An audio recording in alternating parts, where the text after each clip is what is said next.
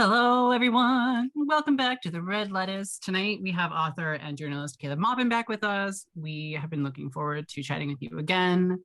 Um, Welcome back, Caleb. Thank you for joining us.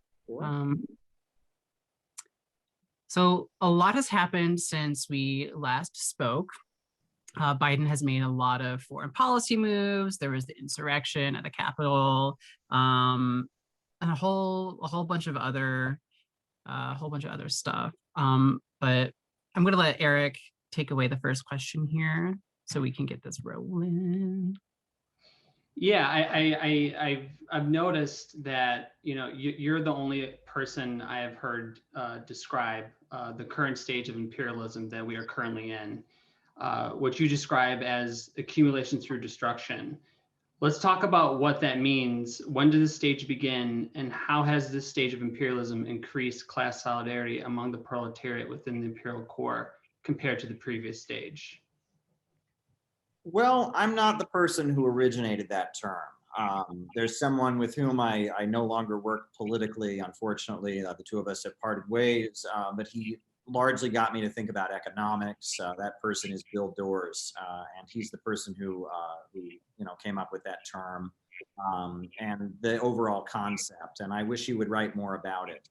I know he does a lot of writing, but basically, if you look at the period of imperialism that Lenin describes, you have, a number of attributes of that period that Lenin describes in his book, Imperialism, the Highest Stage of Capitalism. And those attributes, are not exactly, to full effect. They're not exactly going on in the current time. For example, one of the key aspects of imperialism, the highest stage of capitalism, is the development of an aristocracy of labor, right? And that stability in the imperialist homelands based on a well-paid strata of workers who are loyal to imperialism. And what we're seeing right now is the demolition of the aristocracy of labor. So that's big.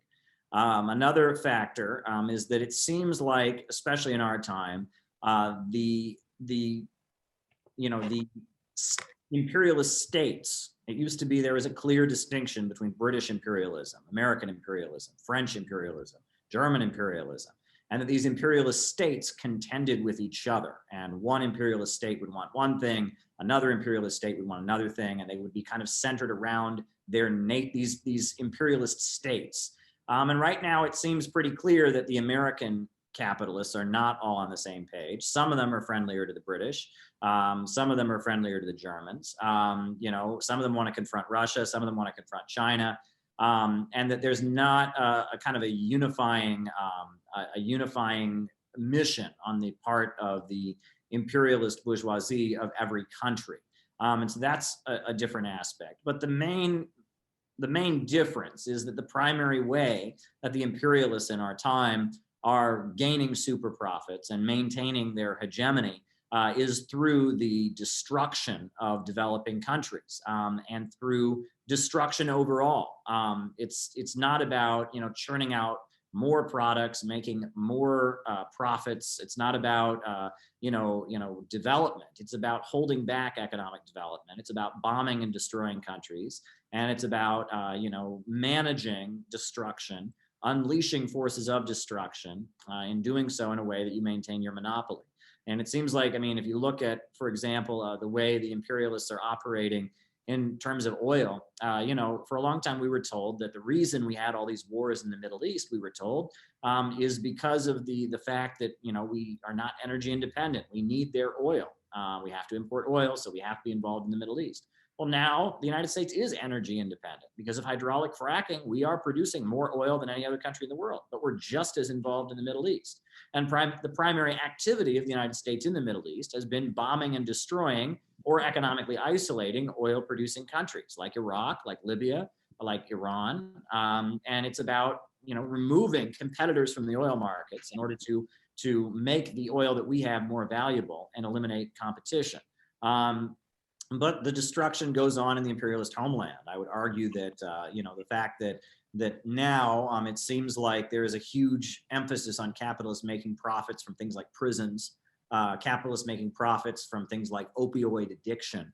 And then a lot of the mechanisms through which capitalists maintain their profits as the overall standard of living goes down is that they've found ways to profit from destruction in particular. And so the country can keep getting poorer, living standards can go down, living conditions can get worse, but they can continue enriching themselves because they're accumulating through destruction.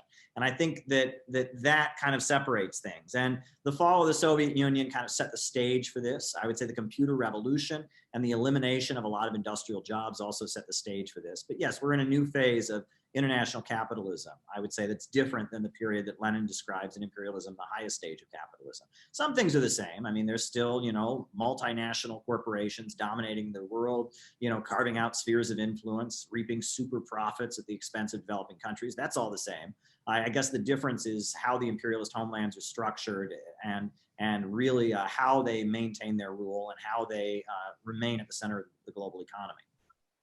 Yeah, I think that's a really great analysis of like the current material conditions here in the imperial core in the U.S. And I find it interesting that a lot of leftists here in the United States like to focus on what's going on overseas and focusing on material conditions where imperialist countries are ravaging those third world countries, and rightfully so. I mean, we should be, but why do you think there's a lack of focus here?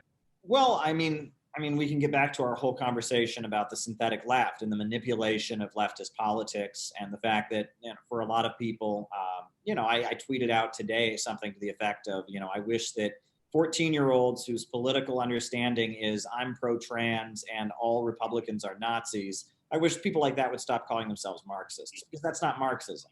But unfortunately, there is a very shallow level of political analysis. And a lot of what passes for leftism is simply people being foot soldiers of the biggest bourgeoisie against the lower levels of capital that are kind of in revolt against them. And because of that, you're not going to get this kind of analysis, right? This kind of analysis obviously points to the biggest levels of bourgeoisie as being the main enemy. And probably being the greatest danger. And that, obviously they're not going to celebrate that kind of analysis. Also, I will say that that there is, in order for leftism to be liberal, because let's be real, that Marxism is a fundamentally illiberal ideology, right? It rejects the notion that individualism comes before all else. It does put forward a collectivist vision for all humanity, for the working class, etc. So Marxism is an illiberal ideology, but in order to liberalize Marxism, in order to turn Marxism into a liberal ideology, you have to kind of water it down. You have to make it about individual freedom. You have to make it about special oppression. And you really have to de-emphasize that the goal is a state-run economy. And the problem with capitalism is profits in command. This worker cooperative stuff that is really popular in left-wing circles now. Socialism is when you and your friends open a pencil factory together. And share the profits, right? I mean, that's what a lot of people think socialism is. That does not eliminate profits in command. You and your friends could open a weapons factory together. And when the US government went to war, that would be good for you because you're selling weapons. You and your friends might invent new technology to make your pencils more efficiently. And as a result, there'd be room for fewer people in your cooperative. And so there would be less people who would have a place in a cooperative, right? And that the problem is the rule of profits. The problem with capitalism is, as Frederick Engels put it, under capitalism, the means of production only function as preliminary transformation into capital. As Karl Marx, or as Mao Zedong put it, profits are in command. Karl Marx, he referred to it as the general law of capitalist accumulation. That this is the problem with capitalism. And, the idea, well, worker cooperatives, every worker is also the owner, is also the employer. Okay, well, no one's exploiting anyone else's labor, but you still haven't dealt with the fundamental problem of capitalism. The idea that, well, we want to get rid of the oppression of women or the oppression of LGBT or the oppression of different nationalities. Well, that's all good. I'm against any form of oppression or discrimination, but that still doesn't address the fundamental issue. But it's a way that you can maintain this obsession with individualism, and you can maintain liberalism with kind of a Marxist veneer. And I think that's why there's not really discussion of this. I will also say that a lot of what passes for left is actively weaponized against existing socialist countries like China, like Cuba, like Venezuela. The notion that to be a good leftist means that you're not just concerned about issues in the United States, but you're helping the U.S. State Department fight for the rights of those gay people in China or Cuba or Venezuela and help them destabilize those countries. That is part of the new pseudo-leftist milieu, right? Is that they see themselves as kind of global activists for imperialism. So I think you put all of that into the mix. It's not a surprise that you don't get this kind of analysis out of the left. I will say internationally, this kind of analysis is certainly there.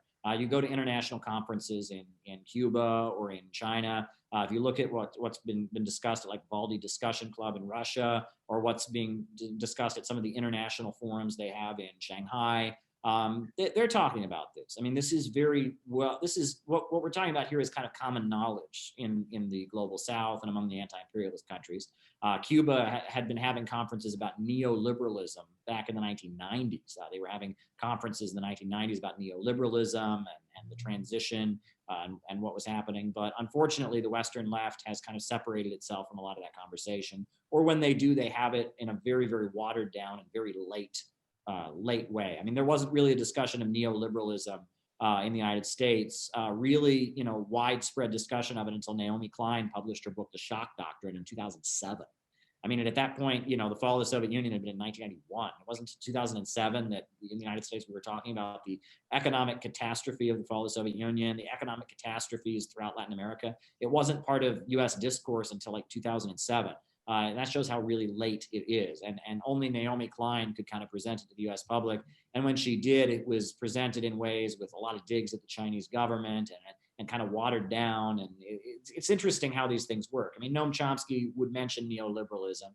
And some, Marxists would talk about it, like the Marxist-Leninist groups. And, the LaRouche groups were talking about it. And they were very vocal about what was going on in Russia at the time. And were constantly kind of raising the alarm about economic genocide in Russia. So various elements that were more well-connected in the developing world were talking about it. But overwhelmingly, as capitalism has been transitioning into the stage it's in now, there has been an absence of discussion of it in the first world, primarily because most of what passes for leftism in the first world has been compromised, I would argue.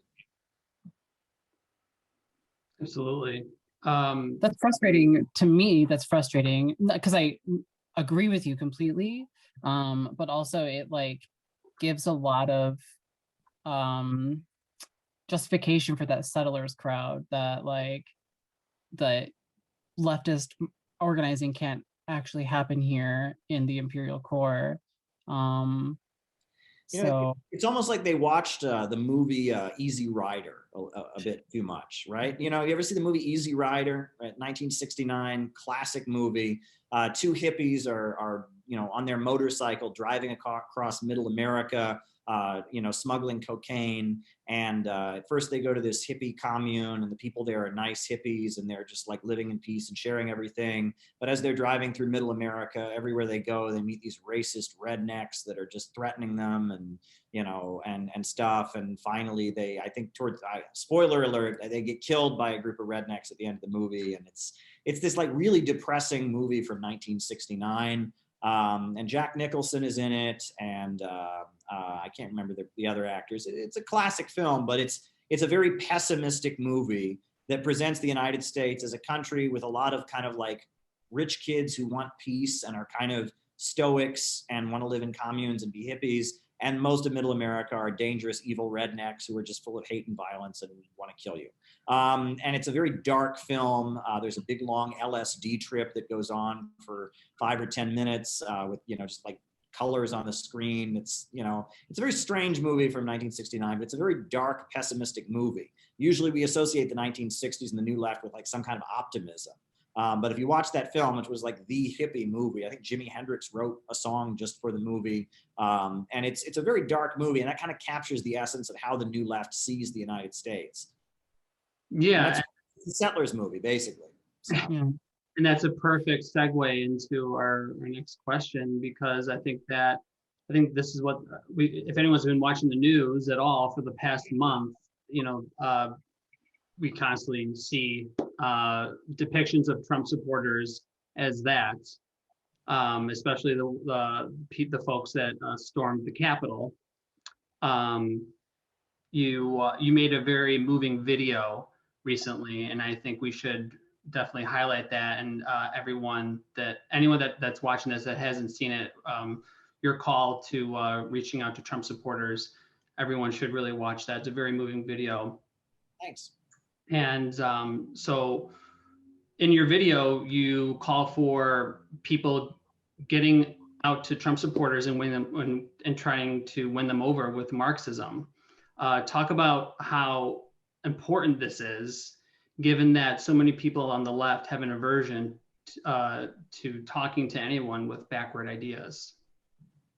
Well, the kind of people who could become radical right-wingers, and that's what these QAnon folks who stormed the Capitol were. They were radical right-wingers. I think the Trumpers now claim it was all an Antifa conspiracy, but I think they're wrong about that. I think, I mean, the kind of people that can become radical right-wingers are the kind of people that can become radical left-wingers. They don't have peace with the system. They're looking for answers. They're angry at the status quo. And that's the kind of person that could become a revolutionary. Unfortunately, if there's no ideology there to win them over, but there is right-wing ideology everywhere, it'll be right-wing ideology that captures their attention. This is pretty basic stuff. And if you understand the way radical politics generally works, I mean, this has been long understood.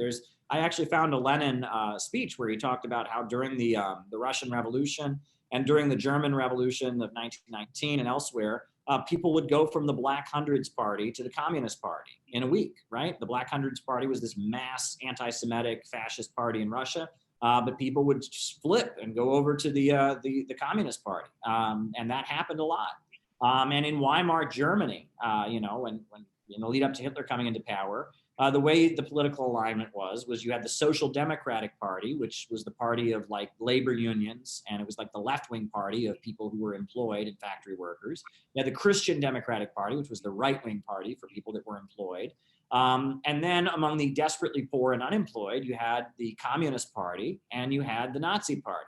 And they recruited out of the same neighborhoods, and they appealed to the same kind of sentiments, people that were angry and wanted things to change. And the Nazis had a very different message and a very different ideology and perspective, but they were recruiting people that didn't have peace with the system and were ready to fight. So whenever in society you see people that don't have peace with the system and they're ready to fight, you need to go to them and win them to Marxism. The Communist Manifesto says that communists support every uprising against the existing order of things, but in all of them, they raise the primary question, which is the property question. Every uprising against the existing order of things, not just the pure uprisings against the existing order of things, not just the ones that are politically correct. No, they support every uprising against the existing order of things, but they raise in all of them the property question, meaning that if workers are revolting against paying their taxes, right, and having big protests around the country against the tax system, you go to them and say, we support you. The tax system is rigged against working families. However, the issue is the property question. The issue is who controls the means of production. The issue is capitalism. So, and we see communists, they tend to do half. They do half, and they do half of this whenever there's an uprising. Whenever there's a right-wing uprising, they don't support it. Even if the issue is something that leftists would talk about, like the tax code being rigged, like, whatever, right? Wars, isolation, if there's a right-wing uprising, they don't support it, right? And if there's a left-wing uprising, they support it, but they don't raise the property question. They just blindly support it. Whenever the leftists, whenever there's some kind of left-wing uprising, Occupy Wall Street or they just applaud for it, and they don't raise the property question. Well, the Communist Manifesto says, every uprising against the existing order of things, but always bring forth the property question. So do both. If there's ever an uprising against the existing order of things, support it, but always raise the property question. That's a good guide for how communists should approach things. And whenever people are not at peace with the system, and whenever people are angry, especially if they're angry enough to do something like what those folks did on Capitol Hill, a communist should be able to talk to those people. It doesn't mean you should support what they did. I don't think what they did was right. I mean, it's clearly uncalled for, and their beliefs are completely wrong. And, I'm not a supporter of what went on, but I do support working people who are angry And I do want to get to those people with the property question. So that's how I would address it. And that's how Karl Marx would address it. And that's how Lenin would address it. I feel like this is the Marxist approach to people that are not at peace with the system. It's really contradictory to me too that leftists wouldn't, they don't want to support any type of uprising that isn't like in line with whatever ideology they have, but they'll support a manufactured uprising in like Venezuela or Bolivia, or like even in the Middle East, which is getting a lot of attention from the Biden administration. I'm wondering if we could talk about that a little bit too. There's a mainstream media blackout of the largest humanitarian crisis happening in Yemen, which started under the Obama and Biden administration. How did this happen, and why is the mainstream media ignoring this? And what are the chances of Biden ending a genocide he helped create? Well, Biden says he will end the war in Yemen. And that's certainly big. And right as Trump was leaving office, Mike Pompeo, the Secretary of State of the Trump administration, he named the Houthis, Ansarullah, as a terrorist organization. Biden got in, and at first he lifted some of the sanctions, and then he actually went as far as lifting that terrorist designation against the Houthis, which is very big. And he said the USA would not provide any offensive weapons to Saudi Arabia, but he would help Saudi Arabia to defend itself. Well, I mean, there's not I don't know the difference between a defensive and an offensive gun. I mean, guns. Right. So the USA is still giving weapons to Saudi Arabia. It's still helping the bombardment. But it seems like there is a realization that the Ansarullah movement and the people of Yemen that are aligned with them, including the communists of the Southern movement, including the Arab nationalists and others, they're not going to surrender. I mean, if they've been at it this long, and then with the pandemic, with everything, they're not going to surrender. So it would be better to sit at the negotiating table and reach some kind of conclusion where Saudi Arabia can still keep some foothold in Yemen. I think that is the aim, right? Rather than lose everything, let's negotiate a peace. And you'll notice that Foreign Affairs, the voice of the Council on Foreign Relations, has been calling for this for the past 4 years, basically. They've been saying this. If you read their articles, they're not supporting the Houthis, but they're saying, look, the United States doesn't look good defending Saudi Arabia and being complicit in their actions. Plus, at this point, it's pretty clear we're not going to defeat the Houthis in the ground war because, I mean, if we can't defeat them by now with everything we've thrown at them, it's going to be pretty impossible. And you'll notice that John Bolton called out Biden and accused Biden of being soft on Iran. John Bolton is running with this narrative the whole war in Yemen is caused by Iran.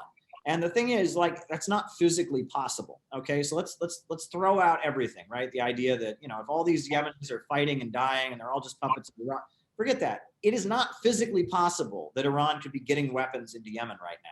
I mean, there is a blockade around. You can't get food into Yemen right now. You can't get medicine into Yemen. I was on a ship. I saw it. We couldn't get food and medicine into the port of Hodeida, right? So how are these weapons from Iran getting to Yemen? There's no way they could be doing it. I mean, it's not physically possible. There is a blockade around the entire country. I mean, UN workers have difficulty getting in, even with the Saudis saying they could get them in. So the idea that Iran is, this is all a big Iranian plot. And I mean, like, there's no way Iran can be arming the Yemenis. Like, that's not what's happening right now. At this point, yeah, it's very clearly, are the Houthis, they are Shia, but they're a different kind of Shia. The Iranians are 12er Shia. They recognize 12 imams after the Prophet Muhammad. The Yemenis are Zaydi Shias. They only recognize up to Imam Zaid. And they pray like Sunnis do, actually. They pray in the same way Sunnis do. In a lot of ways, if they were in Iran, they might be considered to be Sunnis. And they're aligned with communist atheists and Arab nationalists who are secular and a lot of Sunni forces in the Revolutionary Committee that has power in Sana'a. So it's also important to note that the anti-Houthi camp or the pro-Saudi camp is fractured. And there are like two forces now that they can't even agree. So there's the Hadi government, and there's also been this other government declared by folks aligned with the United Arab Emirates. And so even within the pro-Saudi camp, there's not solid unity. So it's pretty clear that the goal of basically recolonizing Yemen for Saudi Arabia is a lost cause. It's not going to happen. So I think, being a more strategic thinker and being somebody who's more in line with Europe and the Atlantic Council and NATO, I think Biden would like to negotiate a peace where Saudi Arabia doesn't lose everything; they just lose a lot. um, that's thank you for explaining some of that to us. So so just across the water there is there's a lot of activity happening in Djibouti and in Somalia also. Trump left Somalia and Biden's going back. Why? What's happening there? What exactly is the USA trying to influence? Is it trying to make Somalia a puppet state of the United States? Is it already a puppet state? Can you get into some of that? Well, Somalia is one of the poorest countries in the world. It's very, very unstable. And that whole area, that whole area was at one point part of Ethiopia. It was part of the Ethiopian kingdom. You'll remember that, Ethiopia, the kingdom of Ethiopia, was headed by Emperor Haile Selassie. And he was the emperor of it. And then Mussolini invaded Ethiopia in 1935, and then he went into exile and fought the Italians and the Germans during World War II. After World War II, Haile Selassie was put back on the throne. Eventually, Haile Selassie died. And, during the reign of Haile Selassie, who was a pro-Western, capitalist dictator, basically, king, emperor, during that time, Eritrea was fighting for its national liberation. As it's a historically Muslim part of this, Christian kingdom that, faced discrimination. They feel they are a different nationality, and they were taking up arms. And the Soviet Union was helping the people of Eritrea, as was China and Cuba and many countries, in fighting for their national liberation. Then after the death of Haile Selassie, the Derg took power in Ethiopia. And the Derg was a pro-Soviet military council that was aligned with Cuba. Cuba sent, military forces to support the Derg. The Derg started, it redistributed land, it carried out land reform, it carried out some level of industrialization, some level of literacy. Mengistu was the leader of the Derg. And so in Eritrea, there were some Eritreans who felt like because the Derg would grant them some level of autonomy, they should support the Derg. There were other Eritreans who felt like they needed to continue fighting for their national liberation. So basically, it came down to the pro-Soviet communists supported the Derg, and the pro-Chinese communists, or the Maoists, they continued fighting the Derg, and the CIA gave them guns and weapons to continue doing so. So you had Maoists armed by the CIA, but given military support by China, fighting against the Derg in Ethiopia. Eventually, Eritrea got its independence, and the party that is in power in Eritrea now is the Maoist party. I mean, that's who they are. They are the Maoists who got some support from the CIA. Many people, it's not very clear what their current political line is, though. If they still believe in Marxism, Leninism or not, it's not clear if you read their party documents. It seems like Islam is a big part of Eritrea's national identity. So they may have kind of, the Maoist, Marxist, Leninist politics may have kind of gradually eroded into kind of cultural Islamic nationalism or something. It's not clear. It's a very, very poor country. But at this point, now things are flipped, right? So now the government of Ethiopia is in the US camp. There was a coup, you'll remember, and this is where it gets interesting. There was a coup to overthrow the Derg by the Hoxhaist party. This is a supporters of Enver Hoxha, took over and then just became capitalists, right? In the 90s, right? It's pretty funny, but the current leadership of Ethiopia were originally followers of Enver Hoxha. Now they're just pro-capitalists, right? So Ethiopia is in the US camp, but now China and Russia are very friendly to the government of Eritrea, the Maoists who were originally backed by. So it all gets very, very confusing, but if you understand that region, the Cold War and the confusion of the Cold War and how Brzezinski had the various communists fighting each other and all of that it had a really big impact on that region. And the Horn of Africa is very, very vitally important. It's very strategically important. China's only overseas base is in Djibouti. And I have been to Djibouti and I've seen, it's a very poor country, but the fact that China set up a military base in Djibouti, that's huge for that African country. Djibouti, it's a country that was very clearly just drawn onto the map to serve, as a strategic place for Western imperialists to have their own bases, right? There was a feeling that if it would just remain part of Ethiopia, who knows what could happen in all of Ethiopia. So we're going to carve out on the map this little tiny country where we can strategically put bases on the Horn of Africa and not have it, be affected by the Eritreans or the Ethiopians or whatever. I mean, and that goes, I mean, if you look at Africa itself, the borders of Africa are very arbitrary. I mean, these are, there are different ethnic groups and such that have been there, but these borders were drawn up by the colonizers and imperialists for their own aims, much like the borders of the Middle East, the Sykes-Picot Agreement. I mean, there is one Arab nation and one Arab people, but yet, the Arab countries of the Middle East are completely divided up and separated. These people have one language, they have one culture, one religion, pretty much, and yet they're divided. And these borders are generally drawn up by the colonizers and the imperialists. So, I mean, it seems like the Trump administration, they very much had an approach like they wanted to withdraw. They were not so concerned about things. It seems like, Biden wants to maintain a U.S. foothold there. And I think that the other thing is the Biden administration wants to kind of, revert back to more of the Obama era policy of utilizing radical Islamists as foot soldiers of American imperialism. And it seems like to some degree or other, the Trump administration pulled back from that. The so-called Muslim ban, what that was about was taking away the visa power, the visa bribe that the CIA has, right? That's one way in all those countries that you listed, Sudan, Syria, Somalia, all the countries that were part of the Muslim ban, Iran, the United States, Iraq, the United States would find people and, hey, your wife and kids will get a visa if you will go and fight against Assad for us, or you'll go fight against Iran for us, or try to overthrow the Iranian government. It's a bribe. It's a soft power bribe. American visa for your wife and kids or for yourself is a bribe. And the Trump administration, to some degree or other, probably because it's more connected with FBI and with local cops who were not happy about bringing people tied to radical Islamic groups to the United States. They had a feeling they didn't want to continue giving out visas, and that's what that Muslim ban, the travel ban, was about. And that, obviously you shouldn't be appealing to racism or anything, but it fundamentally was about preventing the CIA from giving a visa to these folks. And what's interesting is that actually a lot of the recent terrorist attacks in the United States have been second generation people who carried out terrorist attacks. For example, the Zarnev brothers, right, who bombed the Boston Marathon. Their parents were radical Islamists who were in Chechnya, who were funded and were trained by the CIA to fight against the Soviet Union, right? We had a bombing here in New York City, just over the river in New Jersey. The New Jersey bomber, Ahmed Rahami, his father was an Afghan mujahideen trained by the CIA to fight the Soviet Union. The Pulse nightclub shooter, right? His father had been an ally of the United States in Afghanistan to fight against the Soviet Union. And this policy of the U.S., the Manchester bombing, right? The Manchester bomber himself had actually gone to Libya to fight against Gaddafi along with his father.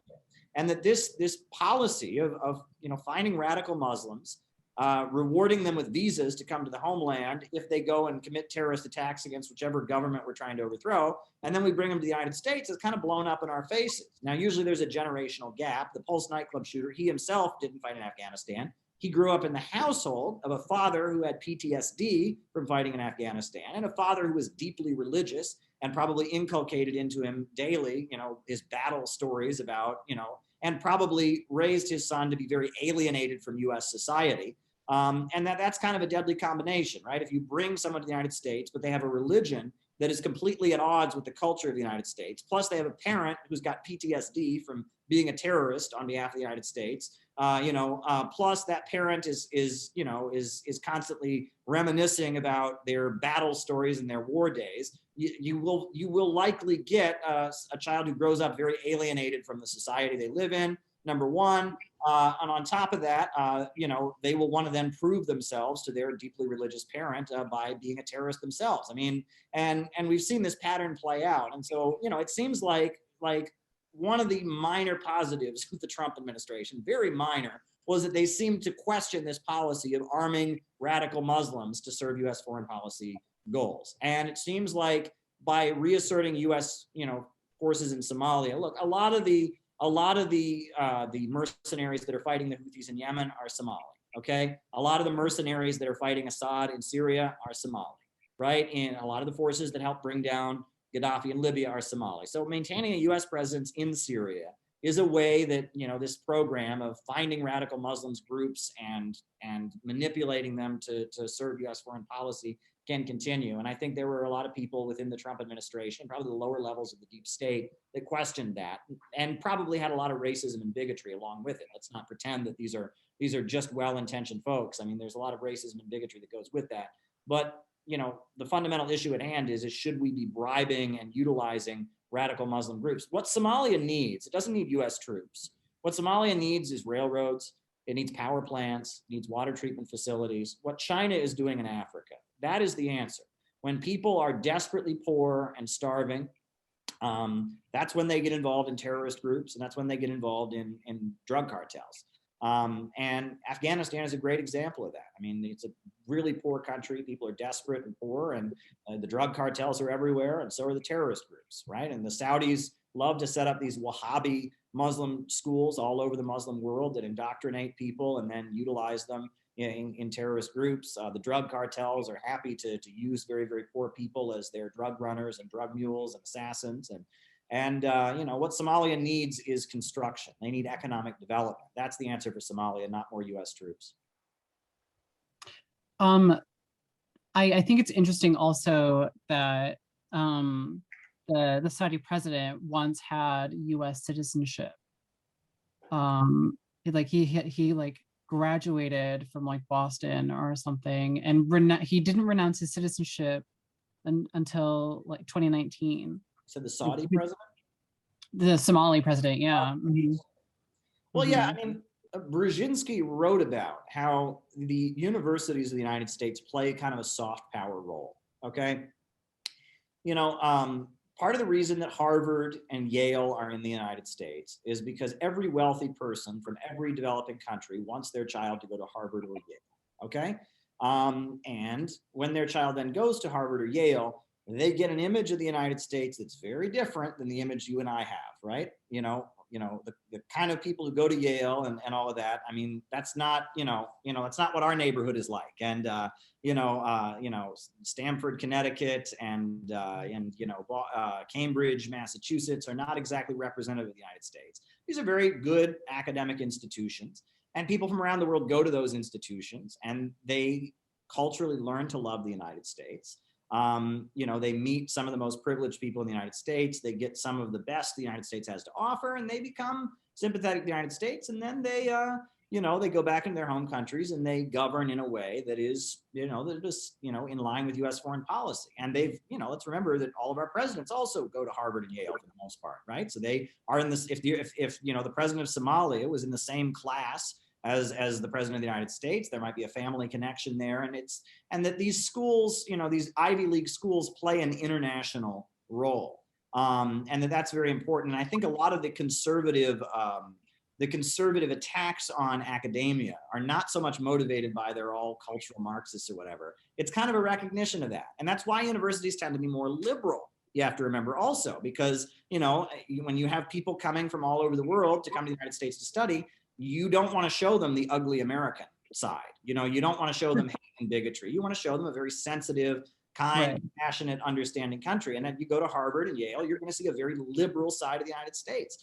I feel like, I know for a long time, right outside of Harvard University, there was the Revolution Bookstore of the RCP. And right now near Harvard, there's the Center for Marxist, the Center for Marxist Education. Right? That's great that both of those things are there. I'm glad they're there. I feel like if those institutions weren't there, the imperialists would put them there just to show people around the world, look, we allow communists in the United States. If I was the CIA, I would make sure that the Center for Marxist Education and the RCP bookstore were right outside of Harvard. So students from China saw that, so students from Cuba saw that, and they would think that the US government is totally tolerant of communists, right? If I was them, I would make sure it was there. You know what I mean? I love the Center for Marxist Education. They're great. But I'm just telling you that there's probably a reason that the imperialists would very much like to give a different image of the United States to the world. And I mean, this is true of a lot of parts of the world, right? I believe Ho Chi Minh lived in the United States for a long time. Mao, I don't think he ever visited the United States, but he attended Yale classes. This is very interesting. In China, Yale had an overseas program. And so Mao attended classes at Yale. at Yale classes, right? Which is kind of hilarious. So, you know, and there's even conspiracy theorists who try to say that that means Mao is part of Skull and Bones. That's ridiculous. But you know, and when Mao was living in Beijing, when he was a college student, he went to Yale classes, right? Now, wow. Mao obviously went to those Yale classes and, you know, became Mao. But there are probably Chinese students back in the 19 teens or 20s who went to classes at China's Yale program and heard, you know, Chinese speaking American professors and thought, wow, America is such a great country. They even have people who speak Chinese and you know, grew up to have a role in Chinese politics that was perhaps pro-American. And that this is how intelligence tends to operate, right? This is the kind of soft power stuff. Universities kind of play that role.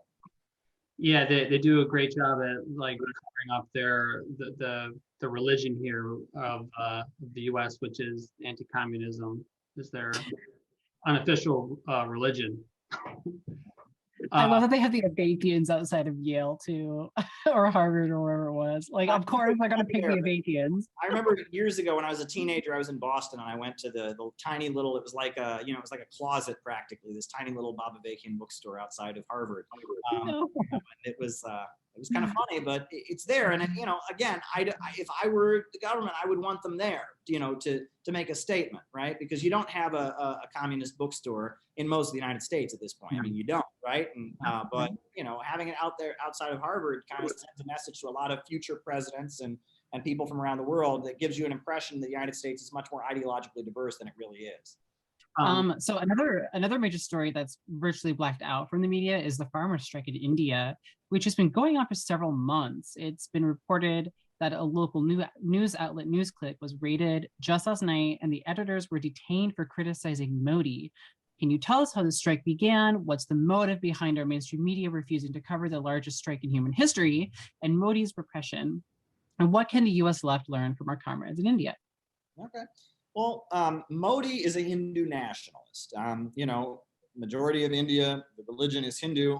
There's a history of, you know, brutal repression of Muslims. Modi himself is linked to some pretty ugly massacres and such, and has said a lot of very anti-Islamic things. Modi is a right-winger, but he's kind of like Trump in the sense that he was not a pro-mainstream neoliberal right-winger. You know, he was a little bit more of what you might call like new right or alternative right candidate. And he came in and he spoke critically of the United States. He spoke critically, especially of US culture. And, you know, he's socially conservative, against pornography, much more traditional, emphasizing Hindu traditionalism.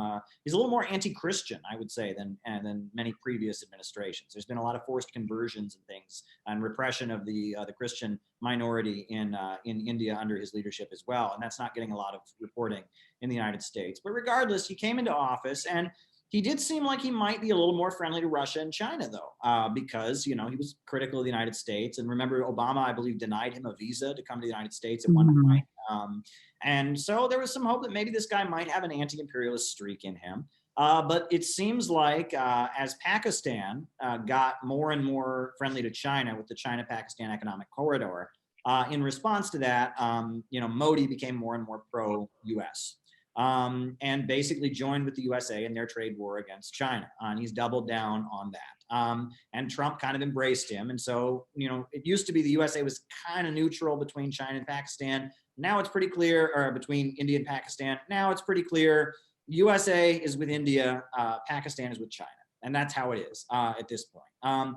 Now, Modi, interestingly, his economic policies have been criticized pretty widely in the U.S. press. They've criticized his banking regulations. In particular, he's regulated the banking sphere, and he is a bit of a Bonapartist for Indian capitalists, right? He has regulated banking in a way that's been made it a little harder for American and British banks to do business in India and such. And so they've accused him of being a dictator every so often, and in the Wall Street Journal and such. But regardless, what's going on now is basically he's doubled down. He is for the trade war against China. China is a huge investor in India. So obviously China's investments in India has decreased. There have been border clashes. And to go along with his escalation against China, Modi has introduced neoliberal reforms to the agricultural sector. India had a huge subsidy to their farmers, which was that in India, if you have a farm, you don't sell your produce directly to agribusiness corporations. You sell your produce to the government at a fixed rate that the government sets, and then the government sells them to Monsanto. That's the idea, right? And Modi is eliminating this. So now, if you're a farmer in India, you're going to have to sell your produce directly to Monsanto for whatever price Monsanto wants to buy it at. And the result is going to be a lot of farmers losing a lot, right? Because, I mean, this is a huge subsidy. And really, it was during the Cold War in India, you had a lot of pro-Soviet left-wing governments that were not communist, but were progressive, and enacted a lot of very progressive reforms. And this agricultural policy of the state buying from farmers at set rates, that was a very progressive reform. And now that that's been gotten rid of, a lot of farmers are facing ruin. And so they're protesting, they're striking. The labor unions are aligned with them. The Communist Party of India, Marxist, is supporting them. The Communist Party of India is supporting them. The Socialist Unity Center of India is supporting them. Communists are leading these demonstrations. There's big hammers and sickles in the crowds. And this is a huge uprising that's taking place. And Modi, he may claim that he's an Indian nationalist, but he made a deal with the devil. I mean, he got in with the United States, and with Trump, he joined their trade war against China, which is a really stupid move. I mean, any country to get into a trade war with China right now is like the dumbest thing you can do. Their economy is speeding ahead. So, for India, the second largest population in the world, right there on China's border, to go along with Trump and his trade war against China, they're just shooting themselves in the foot. And now, Modi is now enacting these very, very painful, cuts in subsidies to farmers. And the people of the country are in revolt against him. However, I think that there is, the reason, you're talking about this TV station getting raided and all of this is that, we're facing a situation that is approaching something like what, might escalate into almost a civil war or something, because there's a very, very big layer of India's economy that is pro-China. There's a very, very big layer of India's economy that wants, the state to continue, stimulating the economy and is tied in with the state. You have an entire province, Kerala, that's run by the Communist Party of India, Marxist, which is a tanky Marxist-Leninist party. This is a situation that could very easily, one thing could lead to another. I mean, the Indian bourgeoisie they're at each other's throats over this. And with the context of the pandemic, with the context of Pakistan getting closer to China, this could all quickly spin out of control into almost perhaps a revolutionary situation. I mean, this is the kind of thing that gave birth to Bolivarianism in Venezuela. It was a crisis just like this, where basically the leaders are forcing neoliberal reforms on the country, and the population is going, whoa, we don't want this. And even some layers of the ruling class are going, whoa, we don't want this. But the leaders have become so dependent on the backing of the United States that they say no. I have a feeling that Modi is probably on the phone with Americans saying, I don't want to do this. This is going to destroy my political legacy. And they're saying, no, you are with us. China's not going to help you. And Modi has backed himself into a corner where, in order to appease American corporations, Washington, he's having to do things that are making him politically very, very unpopular. He's wrecking his own country's economy, basically. And the people of India are ready to rise up against him. And this could very, very much escalate into something like what happened in Venezuela, or God forbid, something more violent or catastrophic. But I mean, this could become a situation where India ultimately moves towards socialism, I think, because the role of the communists in leading the resistance, the role of China's role being so big in all of this, all of that, points toward a situation where we could see a socialist India, I think, come out of this. I mean, it depends how the Communist parties position themselves. It depends what's able to be negotiated. But Modi has backed himself into a corner here, and I don't see him getting out of this. I think Modi will be out of office the next election, no question about it. Nice. Yeah, and I think this these strikes have been going on since like September, I think, right? These have been going on since for quite a while, and I think the left in the U.S. here, the socialist parties here that exist, I don't know. I think there's a lot to learn from how well organized they are. Compared to here, where we just chase movements. Yeah, well, I mean, the communists of India, you have to remember, they control whole provinces, whole neighborhoods. I mean, they have trade unions with millions of members that are explicitly communist-aligned trade unions. They have, they have all kinds of mass organizations. The communist group I was in for many years had a relationship with the Socialist Unity Center of India Communist, and that is actually one of the smaller communist groups in India. and they control whole neighborhoods. They have millions of people. They would fill up, just huge auditoriums. We would go to these international gatherings, and it would be massive, the number of people. And this is actually one of the less influential communist parties in India. When it comes to the Communist Party of India Marxists, who I've had the honor of meeting with at many different international communist gatherings, I mean, that is a major, major organization, very well represented in the Indian parliament. I mean, they'll have demonstrations of hundreds of thousands of people marching with hammers and sickles, and Marxism, you have to remember, at one point India was aligned with the Soviet Union, and you had leaders from the Congress Party of India who claimed they were Marxists when they were not, and enacted kind of social democratic or nationalistic Keynesian policies. But even to have the president of the United States or the president of India on TV urging the population to read Marx and Lenin, and you have to remember, India, it never had a socialist revolution, but it's a country where Marxism is very, very deeply embedded in the country. Probably one of the saddest things, and I'll comment on our Marxist movement here in the United States, is that Marxism in India is huge. It's massive. I mean, it's millions and millions and millions of people. It's whole provinces and stuff. But it seems like on the internet, among American Marxists, they think there is one Marxist movement in India, and that's the Naxals. And it's really sad. You know what I mean? The Naxals, they exist. There's some armed groups in Andhra Pradesh and such, but it's like the Naxalites that are doing their kind of rural people's war thing, they are not... they are not the center of the action in India. And the folks who act like the Naxals are the only thing that matters in India are just completely clueless. The Naxals are not leading this farmers' uprising in India right now. They may support it. Some of them may support it. Some of them probably oppose it.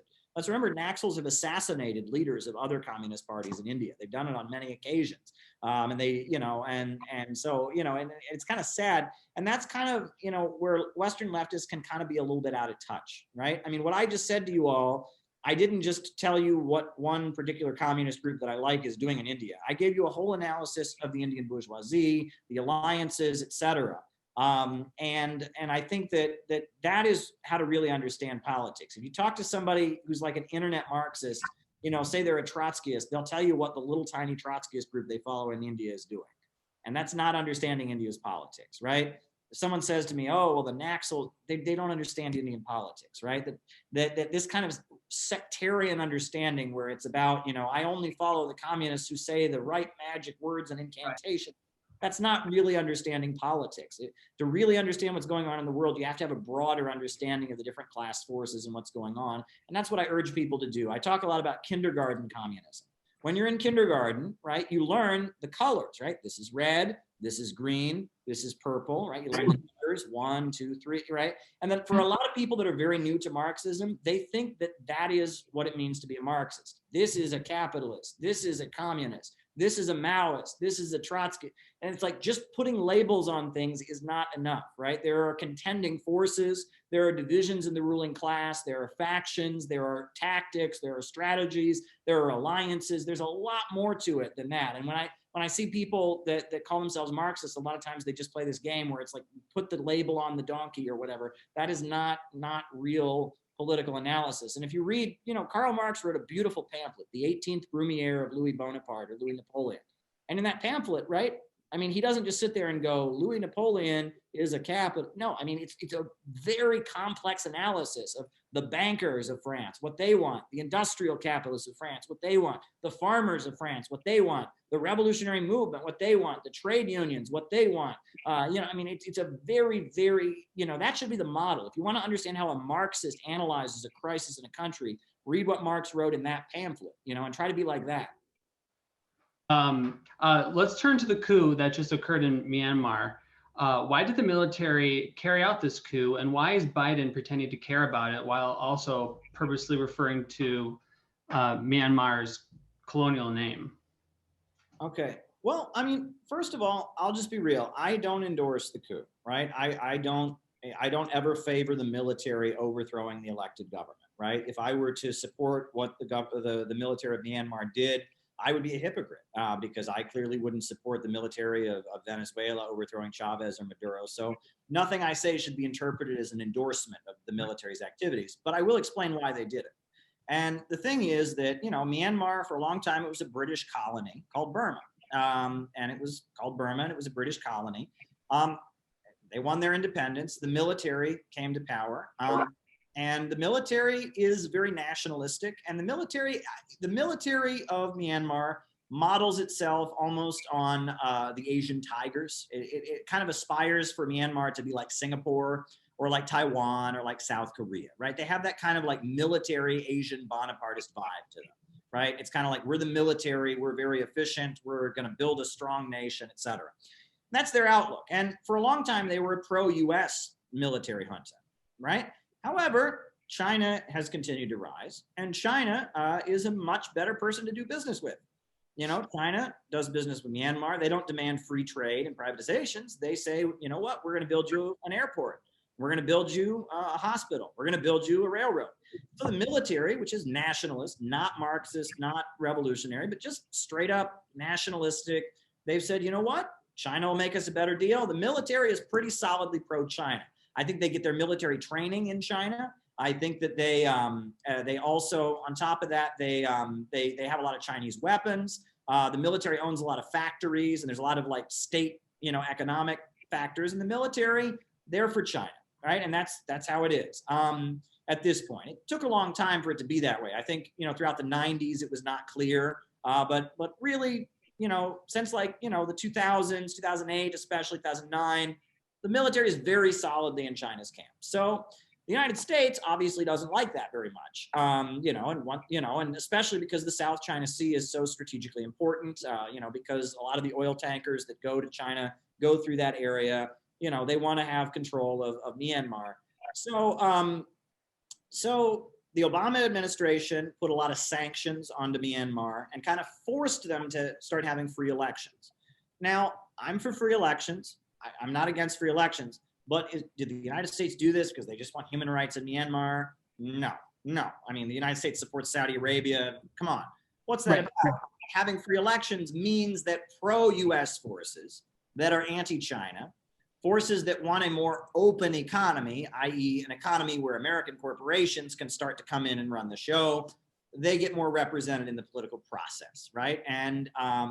And so the United States has, basically kind of twisted the arm of the Myanmar military, forced them to open up a little bit and have these elections and such. But now there's a big fear of a civil war. There's the whole situation with the Muslim minorities there and all of that. And there's a feeling, especially among the military, that the United States and Saudi Arabia may be trying to foment some kind of ethnic war with the Muslims. And there's also a feeling that, China is their good friend, and the United States has given the middle finger to China and is trying to basically isolate China. So it seems like, especially in the context of the global economic slowdown and fears of a civil war and ethnic conflicts, the military said, you know what, we're going to take over again. So they did. And the military is back in power. Military is pro-China. And this seems that the pro-China faction, which is the majority of the economy of Myanmar, is back in control of the state. Now, what's interesting is Biden, at first it wasn't clear if he would call it a coup. Today, he called it a coup. He said straight up, this is a coup. He called it a coup, which means that all U.S. aid to Myanmar will be cut off.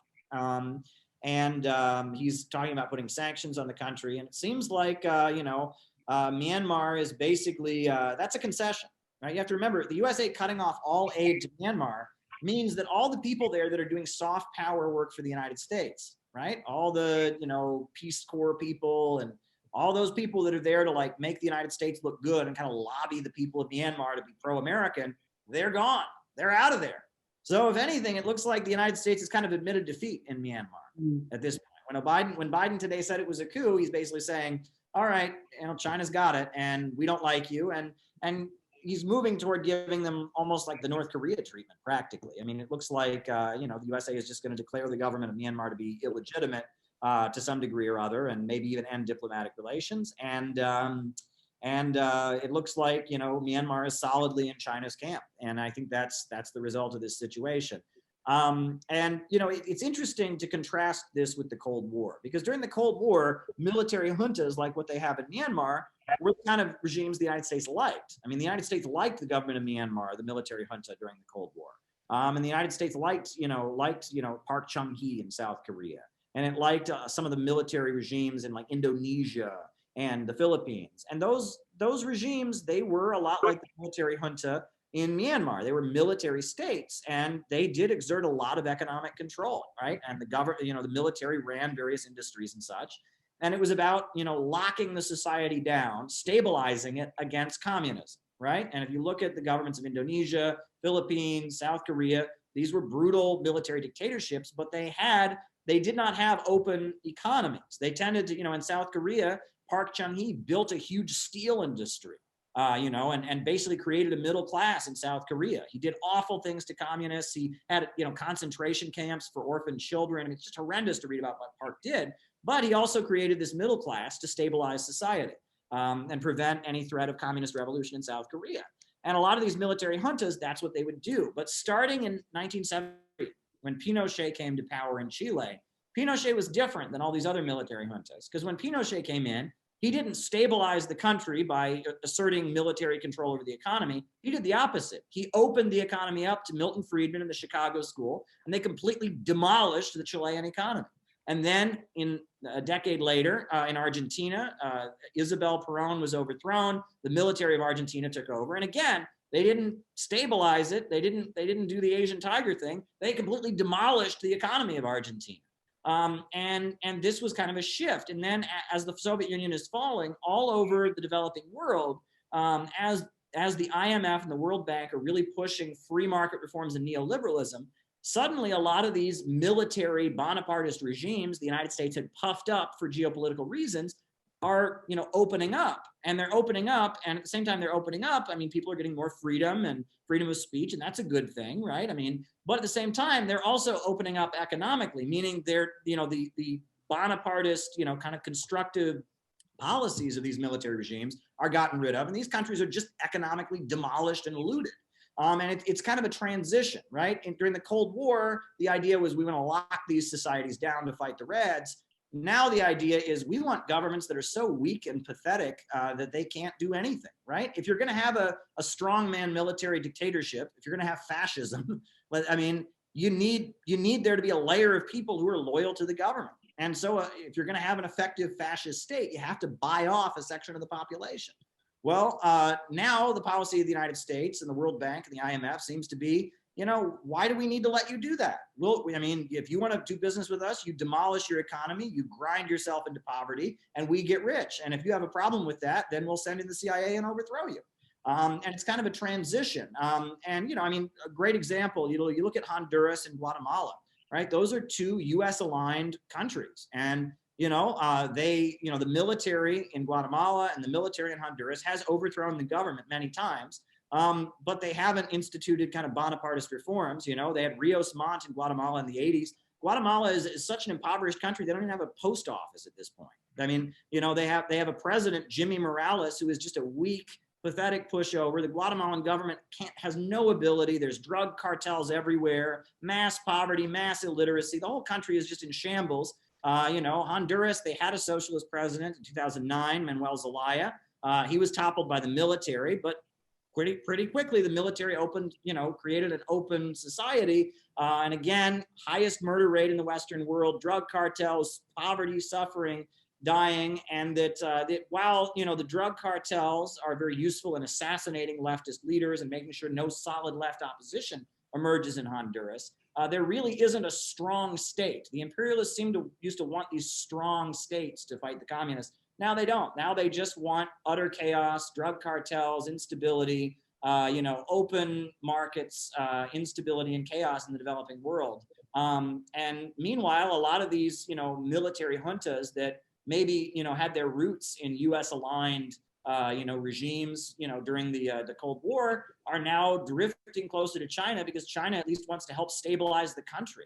And that's what military regimes tend to offer. They say, we're going to bring stability. So, if you think about it, if you're a military junta and you're running a country in Africa or South America, and you don't care about anything, you just want to keep stability in your country and keep the military in charge, who are you going to do business with? China or the United States? Obviously China.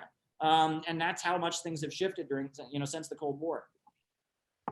Well, Caleb, we covered a lot of ground, and as always, it's been a pleasure having you on. Thank you so much for joining us. And before we wrap up, where can people find your work? I'm at calebmaupin.com, CalebMaupin.com. I'm on Twitter. I'm on YouTube. So yeah, I'm everywhere you can get your hands on me.